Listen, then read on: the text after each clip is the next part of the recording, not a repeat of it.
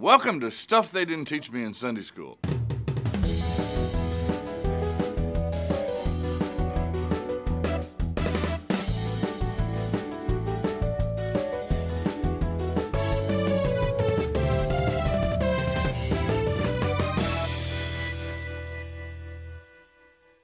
want to talk to Moses when I get to heaven. I got to talk to a lot of people. I got a whole list of folks I'm going to talk to, but Moses is going to be pretty high on my list. I want to know how he felt about the way his life ended. I suspect it must have been kind of bittersweet to him. Moses' life breaks down into three packages of 40. For 40 years, he grew up in Pharaoh's house and among royalty in Egypt. Then he committed that act of rebellion or murder and had to go in the lamb. And so for 40 years, he's totally ignoring his roots in Egypt. He's totally, as far as we can tell, ignoring his God because he doesn't even have his boys circumcised during that time. He's out in the wilderness, apparently a contented shepherd, until he encounters the burning bush. And the last 40 of his years of his life, he spends leading a rebellious people who don't really know where they're going, aren't sure they want to get there, and become increasingly sad that they ever left where they were before, and complain about it all the way. 3 40-year packages. Moses' epitaph, and this does make the Sunday school lessons, but we might have a few insights for you that don't. Shows up in Exodus chapter 34, and I really want to read that whole section. Moses went up from the plains of Moab to Mount Nebo, to the top of Pisgah, which is opposite Jericho. Jericho at that time was a beautiful city, called the city of palm trees. Palm trees all around, green. It's built around a spring. Beautiful city. And Yahweh showed him all the land, Gilead as far as Dan, all Naphtali, the land of Ephraim and Manasseh, all the land of Judah as far as the western sea, the Mediterranean, the Negev, the desert to the south, the plain, that's the valley of Jericho, the city of palms as far as Zoar. And Yahweh said to him, "This is the land of which I swore to Abraham, to Isaac, and to Jacob. I will give it to your descendants. I have let you see it with your eyes, but you shall not go over there." Get the power of that line. This is the land that I swore to Abraham, to Isaac, and to Jacob. This is the land going back about 400 years that I said I'd give to these nomads who had no land. And you're looking at it. You're looking into it. So Moses, the servant of Yahweh, died there in the land of Moab, according to the word of Yahweh. And he, Yahweh, buried him in the valley of the land of Moab, opposite Beth Peor. But no man knows the place of his burial to this day.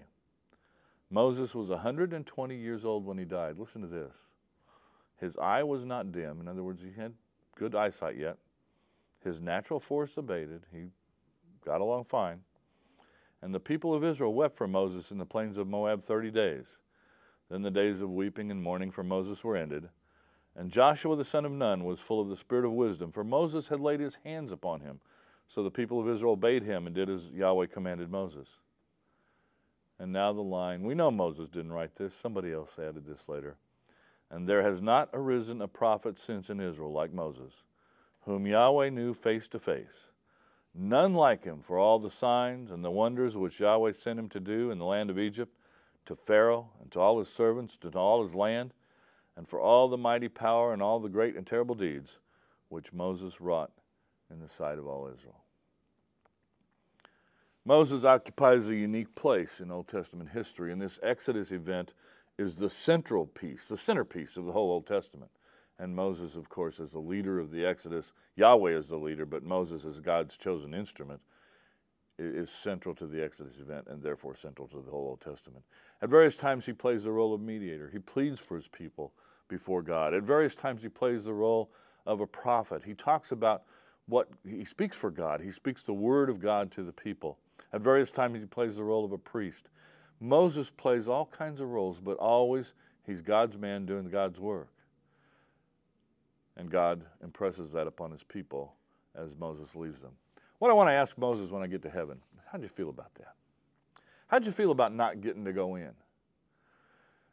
The reason I think it must have been bittersweet, number one, he's led them for 40 years. There's got to be a little sense of disappointment and not getting to actually set your foot on the other side of the Jordan River in this land that you've been leading up to for 40 years. And on the other hand, there's got to be a little bit of a sense of relief. And Moses saying, I see it, good enough.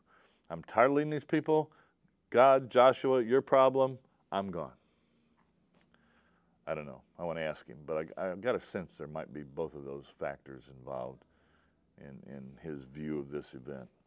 The other thing that happens here is that we're told that God buries him. Nobody knows where Moses is buried. And it's interesting that the two people that show up on the Transfiguration Mountain with Jesus in the New Testament are Moses and Elijah, two people that have no known earthly burial place out of the Old Testament, show up to represent Old Testament Israel with the new Israel, Jesus in the New Testament. God is weaving his salvation history, and he's using Moses to accomplish that in the Old Testament. He will ultimately use the new Moses, the new deliverer, the new leader of the Exodus, Jesus Christ, to accomplish his salvation for all of mankind. Beautiful story, and it all interlocks and intertwines.